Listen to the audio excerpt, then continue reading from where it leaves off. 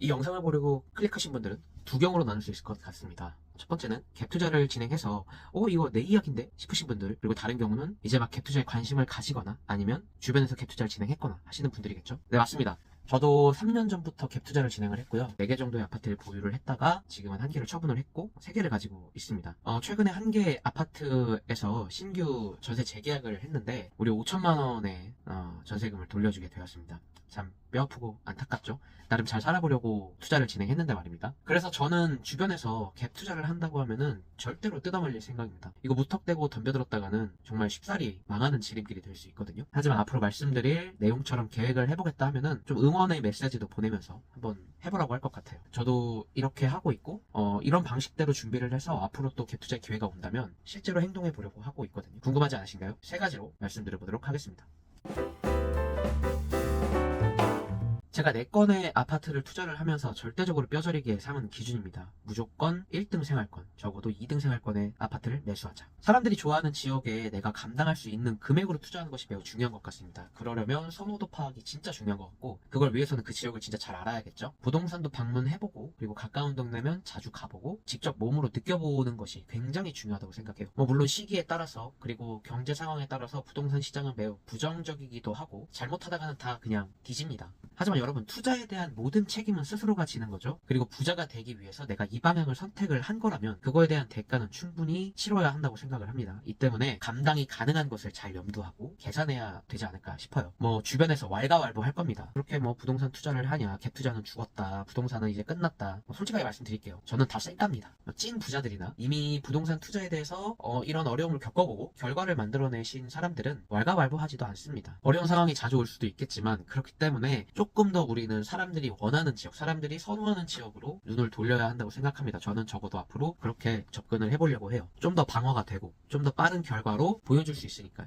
그리고 몇 개 지역을 유심히 지켜보는 것이 좀 더 좋은 것 같습니다. 여러 개 지역을 많이 알아서 이 지역, 저 지역 비교해보고 괜찮은 단지, 저평가 단지를 찾아보면 정말 좋죠. 누가 그거 모릅니까? 정말 나한테 시간을 많이 낼 수 있고 단기간에 부동산에 올인해보겠다 하는 분들에게는 정말 추천합니다. 하지만 제 나이가 이제 30대 후반이고 결혼도 해서 이제 돌이 막 지난 아이가 있다 보니까 저한테 시간을 확보한다는 것이 정말 쉬운 게 아니더라고요. 시간을 확보해야 되면 정말 많은 것을 포기해야 되겠습니다. 회사도 점점 바빠지고 그리고 가족을 좀 더 챙겨야 되는 그런 상황이 놓이다 보니까 어쩔 수가 없는 것 같아요. 공감이 되시는 분, 한 번은 전주 지역의 부동산을 방문할 때였습니다.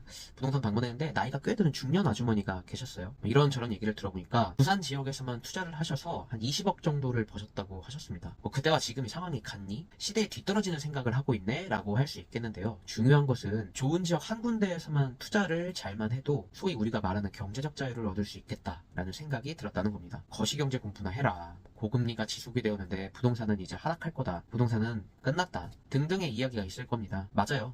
이번에 제가 역전세를 경험해보니까 거시경제 진짜 중요하고 그리고 고금리에 의한 투자 심리가 많이 줄어들게 된 것 같습니다. 근데 여러분, 우리 알잖아요. 기회는 또 올 거라는 거 우리 알고 있잖아요. 근데 기다리기가 힘든 거지. 언제 올지 모르니까, 기다리는 게 막막하니까, 두려우니까. 하지만 투자는 사이클이라는 거 다들 아시잖아요. 기회는 반드시 또 옵니다. 준비는 해놔야 되지 않겠어요? 그 준비의 시작이 내가 원하는 지역을 선정해보는 것, 그것이 저는 시작이라고 생각을 합니다. 그리고 최근에 든 생각인데 부동산 투자가 과연 갭 투자만 있는 것인가? 그건 아니잖아요. 시기에 맞는 투자가 있는 것 같아요. 소위 겨울이나 봄 시장, 매매가가 좀 주춤하고 전세가가 살짝 올라오려는 그런 시장에서는 갭 투자를 하는 게 맞지만 지금처럼 금리도 높고 공급 이슈도 있고 그리고 정부 정책이 투자자들에게 완전히 등을 돌린 상태에서는 갭 투자는 시대에 맞지 않는 것 같아요. 요즘에 연끌로 인해서 감당되지 않는 그런 물건들이 경매 시장에 많이 나오고 있습니다.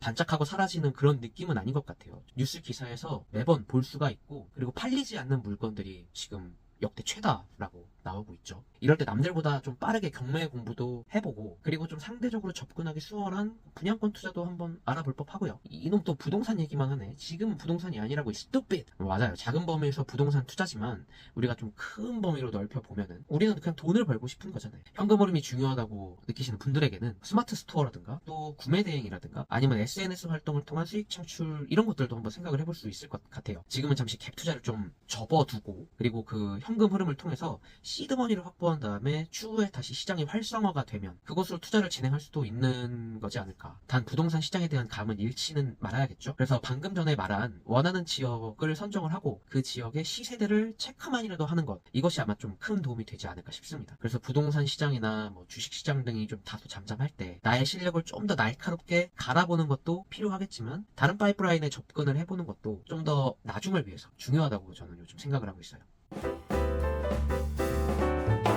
자, 그럼 정리를 해보겠습니다. 사람들이 좋아하는 곳으로 기준을 잡는다. 굳이 여러 지역은 알 필요가 없을 것 같다. 관심 지역을 선정을 해보자. 다른 투자를 통해서 시장이 완화될 때를 기다려보자. 여지껏 갭 투자를 전세와 매매가 완벽하게 붙어있을 때 여러 채를 매수하는 것이 좋은 방법이라고 생각을 했는데 그것보다는 조금은 채수를 적게 하더라도 좋은 지역에 한두 채 투자를 하는 것이 어떻게 보면 역전세의 리스크를 좀 더 줄일 수 있지 않나라는 것을 좀 알게 된 것 같아요. 시대가 과거하고는 변했으니까 변화된 투자 기준을 가져야 하지 않을까라고 좀 인식 전환이 된 것 같아요. 우리가 소위 부동산 투자를 할 때 주변에서 돈은 일하면서 벌어야지 돈 놓고 돈 먹는 놀이를 하려다가 너 망한다? 라는 말씀들을 많이 하고 계십니다.